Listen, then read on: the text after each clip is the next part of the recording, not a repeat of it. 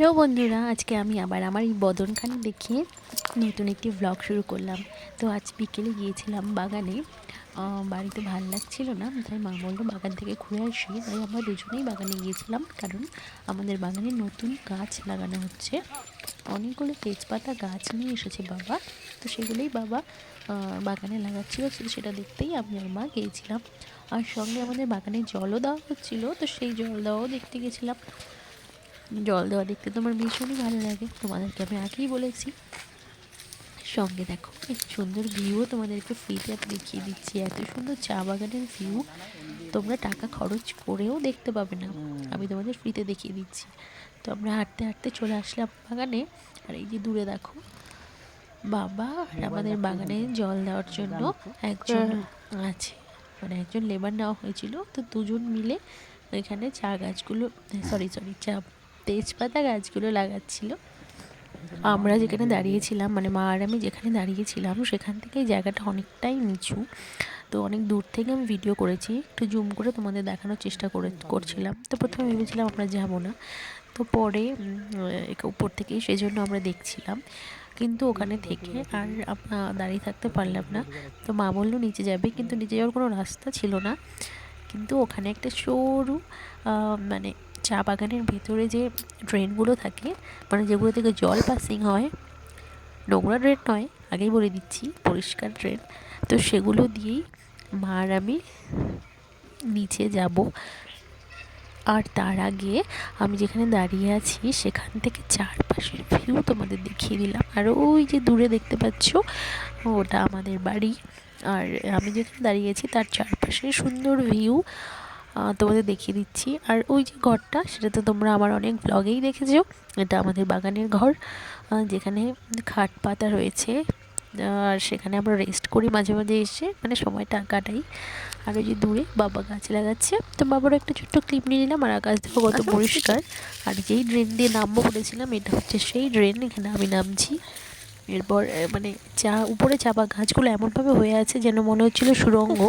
তো এবার মা নামবে, তোমাদের দেখাচ্ছি, দেখো এর মধ্যে নিয়েই দুজন নেমেছিলাম। তারপরে এই যেখানে ঘেরা দেওয়া যে জায়গাটা, সেখানেই লাগানো হচ্ছিল তেজপাতা গাছ। তো আগে এখানে অনেকগুলো মেহগনি গাছ লাগানো হয়েছে গত বছর, সেগুলো অনেকটা বড় হয়ে গিয়েছে। আর এই যে তেজপাতা গাছগুলো এবছর লাগানো হলো। এই যে এখানে বাবা গাছ লাগাচ্ছে, আর এইদিকে এই যে এও গাছ লাগিয়ে দিচ্ছে আমাদের। তো সব গাছ মোটামুটি লাগানো কমপ্লিটই হয়ে গেছে, তারপরে আমরা গিয়েছিলাম। আর এখানে মা ঘুরে ঘুরে চারপাশে গাছগুলো দেখছিল। আর এই যে এই হলো মেহগনি গাছগুলো, যেগুলো গত বছর লাগানো হয়েছিল। দেখো এই বছরে কত বড় হয়ে গিয়েছে, অনেকটাই লম্বা হয়ে গিয়েছে গাছগুলো। তো কিছু গাছ বেঁচে ছিল, কিছু গাছ জলের জন্য মরে গেছে। আর এখানে মা এসে কচু পাতা দেখতে পেয়েছিল, তো মা কচু পাতা খেতে ভীষণ ভালোবাসে, তাই আমরা দুজন কিছু কচু পাতা তুলে নিলাম। আর এই যেখানে দেখো কত সুন্দর এই ঘেরার ভিতরে, যেহেতু গরু বাছুর কিছুই ঢুকতে পারে না, তাই জন্য এখানে অনেক সুন্দর ঘাসও রয়েছে। আর এই যে কচু গাছগুলো নষ্ট করার মতন কিছু আসেনি, অন্য কোনো জায়গায় হলে নষ্ট হয়ে যেত। আর এই যে দূরেও দেখতে পেলাম যে অনেকগুলো কচু পাতা গাছ রয়েছে, তাই মাকে বলছিলাম যে একদিন এসে এগুলো নিয়ে যাব। তো আমরা কচু পাতা তুলে তুলে, বাবার যেহেতু গাছ লাগানো হয়ে গেছিলো তাই ঘেরাটা বন্ধ করে দেবে, তাই জন্য আমরা ওখান থেকে বেরিয়ে আসলাম।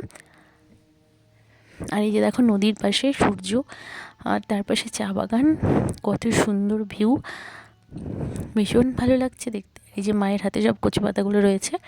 আর এই যে দেখো বাগানে জল দেওয়া হচ্ছে।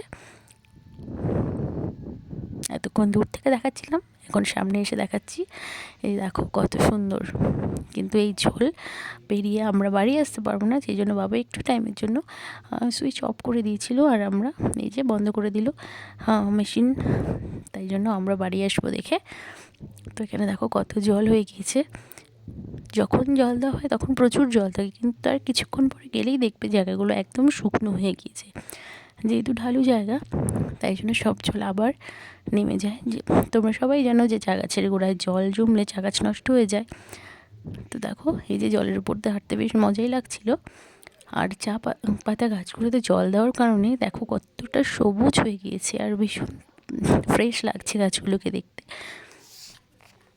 দেখো কত সুন্দর সবুজ, মনে হচ্ছে মানে সবুজ চাদর বেছানো রয়েছে। তো এখানে যে মা পেছনে আর আমি সামনে সামনে আসছি।